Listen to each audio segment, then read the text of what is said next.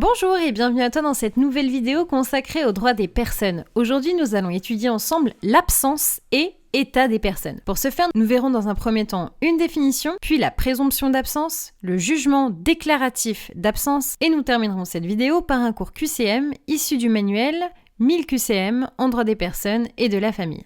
Tu es prêt ? Alors c'est parti. Pour continuer tes révisions en droit, abonne-toi à ma chaîne YouTube et retrouve-moi aussi sur Instagram et LinkedIn. Et si tu veux progresser encore plus vite, révise avec la collection 1000 QCM sur libredroit.fr. Tout d'abord, une définition. Tu peux noter qu'avant 1977, le régime de l'absence était très complexe. Puis il y a eu la réforme du 28 décembre 1977 qui est venue simplifier ce régime, et c'est d'ailleurs le régime qui est encore en vigueur aujourd'hui. Alors, qu'est-ce que l'absence ? L'article 112 du Code civil nous dit qu'il y a absence quand une personne cesse de paraître à son domicile et quand on est sans nouvelles d'elle. Attention, il ne faut pas confondre l'absence et la disparition. Ce sont deux situations différentes en droit. Tu peux noter enfin que depuis 1977, il y a deux périodes qui sont prévues. La première période, c'est la présomption d'absence où la personne est présumée vivante. Et ensuite, il y a la déclaration d'absence où là, la personne va être présumée décédée. Tout d'abord, la présomption d'absence. Tu peux noter que lorsqu'une personne cesse de paraître et qu'on n'a aucune nouvelle d'elle, le juge peut constater la présomption d'absence. Article 112 du Code civil. Tu peux noter qu'il y a une saisine par le ministère public ou par toute personne intéressée, comme par exemple un époux, un héritier, un créancier. Aussi, l'absence doit être prouvée par un document, un témoignage ou encore une enquête. Tu peux noter également que le juge organise la gestion des biens, soit grâce à une procuration qui a été laissée, soit encore en désignant un administrateur judiciaire chargé de représenter l'absent. Enfin, l'absent reste présumé vivant pendant une longue période et il continue d'avoir des obligations envers sa famille.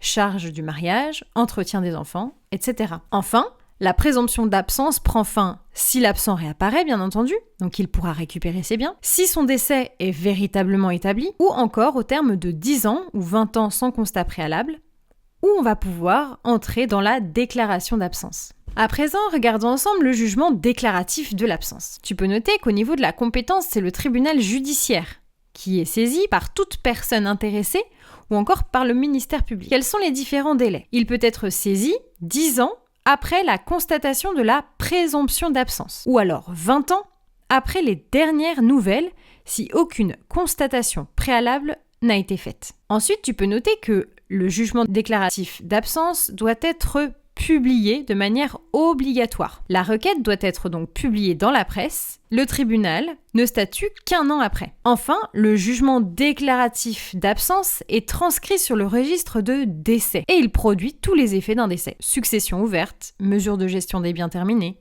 mariage ou pax dissous. Aussi, si l'absent réapparaît, bien entendu le jugement sera donc annulé. Il pourra récupérer ses biens, mais son mariage reste dissous. Je te donne un exemple, TGI Chaumont, 20 janvier 2011, réapparition d'un absent après déclaration d'absence. À présent, je te propose de tester tes connaissances sur l'absence et état des personnes à travers un cours QCM issu du manuel 1000 QCM en droit des personnes et de la famille.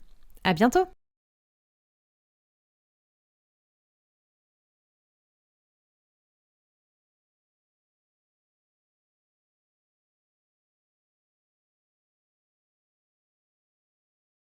Si cette vidéo t'a plu, pense à la liker et à t'abonner. Et pour continuer tes révisions, va voir la collection 1000 QCM sur ma librairie numérique libredroit.fr.